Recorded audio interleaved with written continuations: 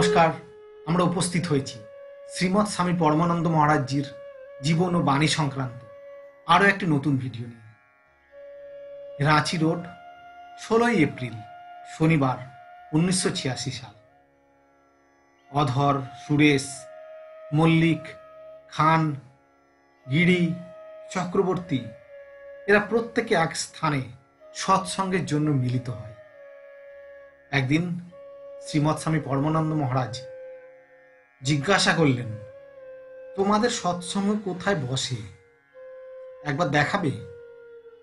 সবাই বলল হ্যাঁ।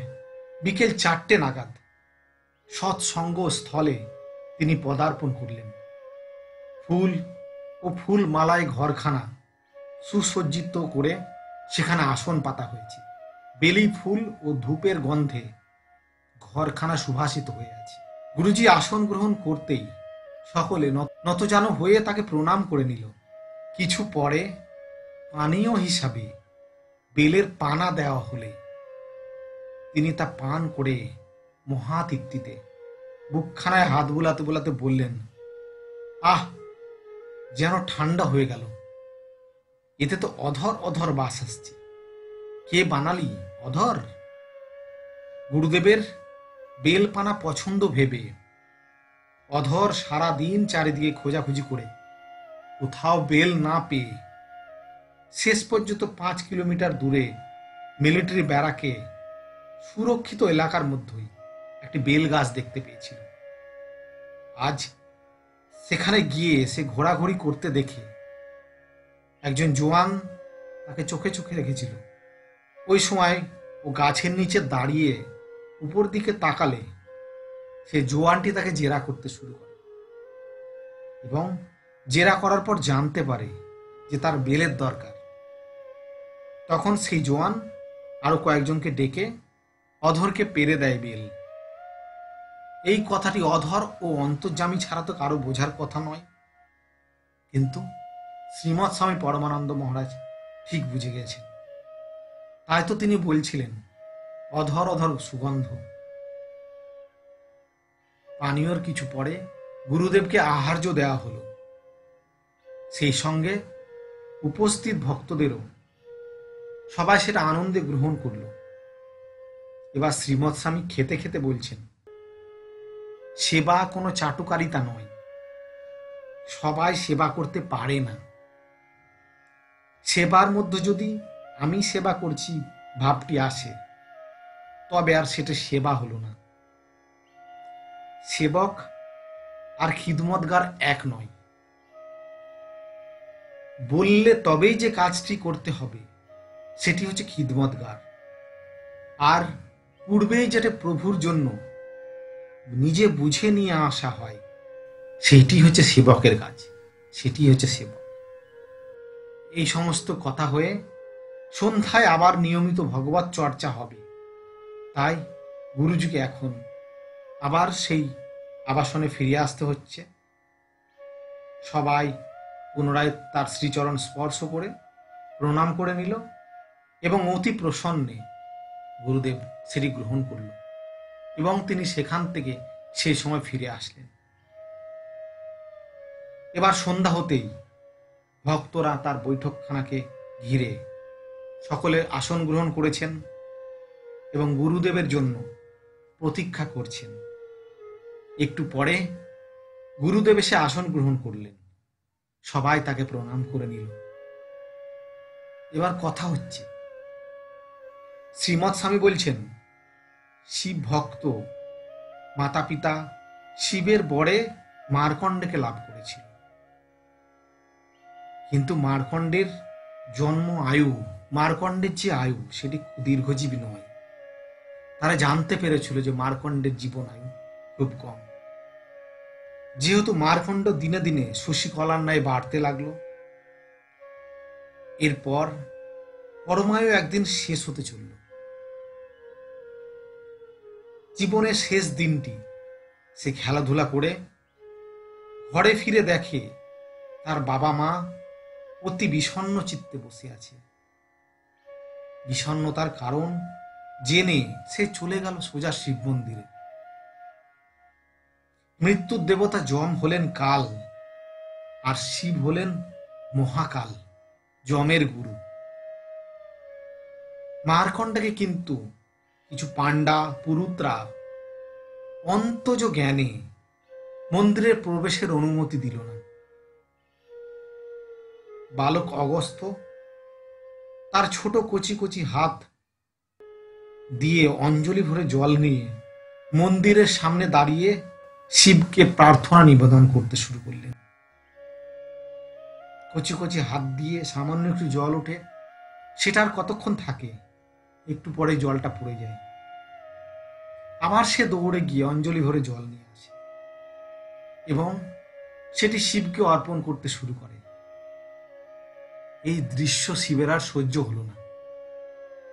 তিনি পার্বতীকে বললেন, দেবী, দেখো কেমন তোমার নিয়ম কানুন। এই কথা শেষ না হতেই মহামায়ার সিংহটি বেরিয়ে পড়ল। সেই সিংহটি দেখে পুরুত পাণ্ডা সবাই পরিমরি করে যে যেদিকে পারলো পালালো। সেই সঙ্গে দু চারজন মারাও পড়ল। আর মার্কণ্ডে তখন কি করলো জানো? সে তীরের মতো ছুটে গিয়ে শিবকে জাপটে ধরল এবং সিংহর উদ্দেশ্যে বলতে শুরু করল, তুমি আমার শিবকে মেরো না, তুমি আমার শিবকে মেরো না।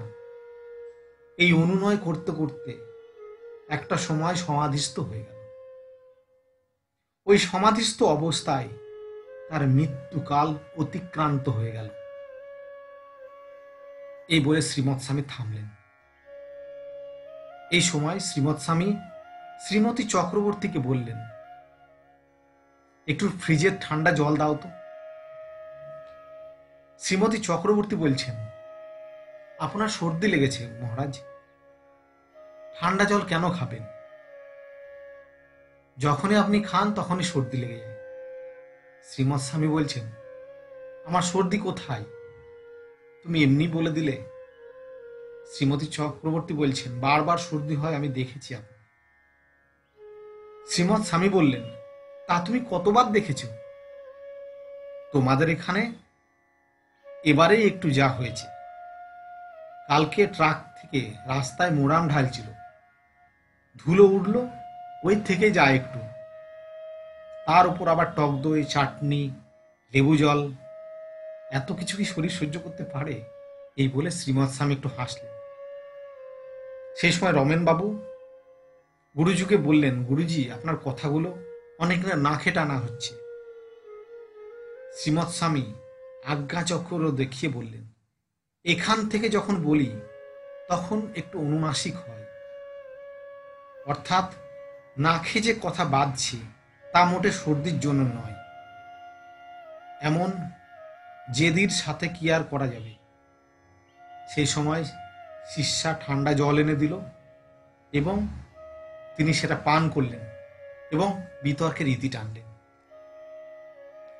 এ সময় তো রমেনবাবু আবারও জিজ্ঞাসা করছেন, গুরুজি, কুণ্ডলিনী বাস্তবে কি এবং কোথায়? শ্রীমৎ স্বামী বললেন, কুল বা পাড় বা শেষ।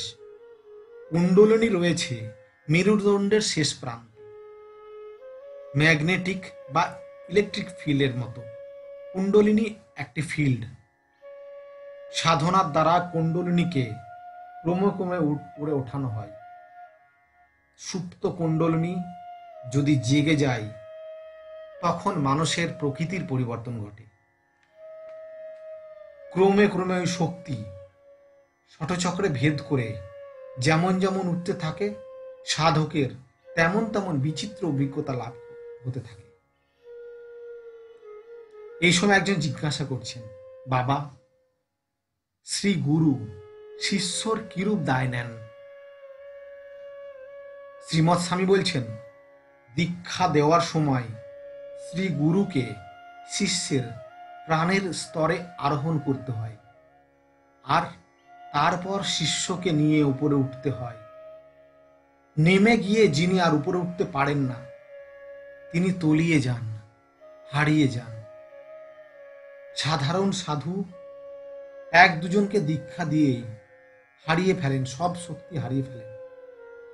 দীক্ষায় গুরুর শরীরের উপর চোট পড়ে। শিষ্যের দেহ কষ্ট নিয়ে নেওয়ার জন্যই এরূপ। অমরনাথ হতে শ্রীনগর ফেরার পথে শরীরে জ্বালা হতে লাগলো। কুষ্ঠাক্রান্ত একজনকে দীক্ষা দেওয়ার ফলে এমনটি হলো। সে এখন সেই রোগ থেকে মুক্ত হয়ে গেছে। আবার ধরো কোন একটা গাছকে অনেক এভলিউশন পার করে মানুষের স্তরে আনতে হবে। এই জন্য নিজেকে গাছের স্তরে নামিয়ে এনে তারপর ওকে নিয়ে উঠতে হবে। শ্রীমৎ স্বামী একটু হেসে বললেন, আমার কুঠিয়ার বারান্দা ছুঁয়ে একটি হাসনুহানার গাছ ছিল, কৃষ্ণা লাগিয়েছিল। আলোর দিকে না গিয়ে গাছটি বারান্দার মধ্যে ডালপালা এগিয়ে নিয়ে যাচ্ছিল।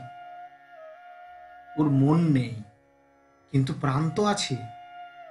প্রাণে প্রাণ যোগ করে ওকে জিজ্ঞাসা করতে বলল, ওর এমনটাই ভালো লাগে। আমার হৃদয় ওর জন্য যেন করুণায় গলে গেল। ওকে মানুষ স্তরে আনলাম। কয়েকদিনের মধ্যেই গাছটি আস্তে আস্তে শুকিয়ে গেল। কেন গেল তা কেউ জানলও না, আর জিজ্ঞাসাও করল না। এটা ছিল একটা রিসার্চ ওয়ার্ক। বহু উদ্বার্তন পার করে একসঙ্গে বহুকে উত্তরণে আনার। এমন অনেক প্ল্যানেট আছে যেখানে অনেক খাদ্য, কিন্তু মানুষের অভাব। যারা ভোগ চায় তাদের ওইসব গ্রহে পাঠানো যেতে পারে। একবার জু গিয়েছিলাম, চিড়িয়াখানায় গিয়েছিলাম। দেখলাম একটা ঘেরা জলাশয়ে একটা হিপ্পো পড়ে রয়েছে বা জলহস্তী পড়ে রয়েছে। আমার ইচ্ছে হলো ওর পুরো চেহারাটা দেখা।